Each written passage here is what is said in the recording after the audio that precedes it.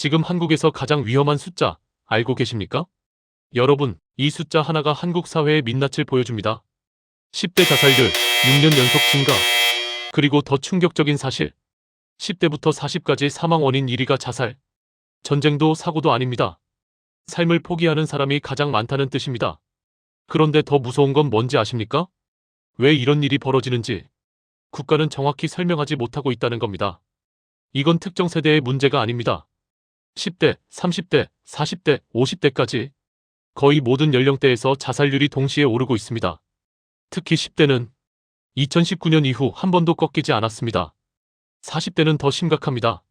사망 원인 1위라는 건 질병보다 사고보다 스스로 생을 마감하는 경우가 더 많다는 뜻입니다.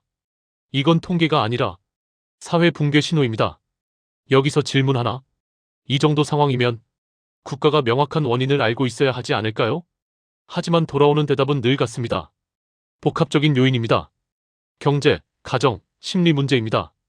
이 말 10년째 반복 중입니다. 어떤 직업군이 위험한지, 어떤 시점에 급증하는지, 어떤 정책이 실패했는지 정확한 데이터가 없습니다.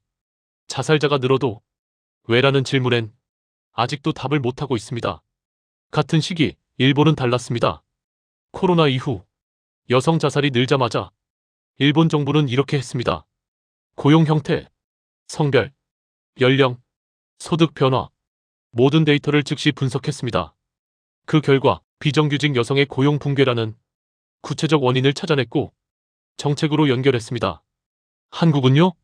원인을 알 수 없다는 말만 반복 중입니다. 특히 심각한 건 10대입니다. 성적, 진로, 관계, 비교, 고립. SNS는 매일 너만 뒤처졌다고 말합니다.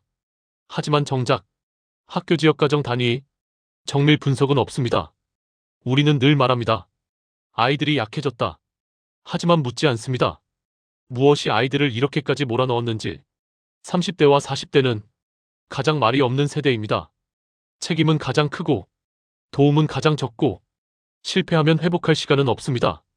실직, 빚, 이혼, 부모 부양, 자녀 교육 무너져도 티낼 수 없는 세대. 그래서 통계에 가장 늦게 가장 크게 나타납니다. 전문가들은 말합니다.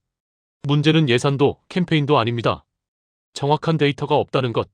전수조사, 건강보험 고용 데이터 연계, 장기 추적 분석.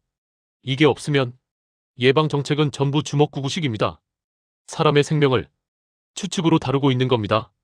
자살은 의지가 약해서가 아닙니다. 사회가 먼저 손을 놓았을 때 마지막으로 나타나는 결과입니다. 10대의 침묵, 40대의 붕괴. 이건 누군가의 불행이 아니라 우리 사회 전체의 책임입니다. 외면하면 다음은 우리와 더 가까운 사람이 될 수 있습니다. 영상이 공감되신다면 널리 알려주세요. 이 영상을 시청하시는 분들 중 고민이 있으시면 댓글로 남겨주세요.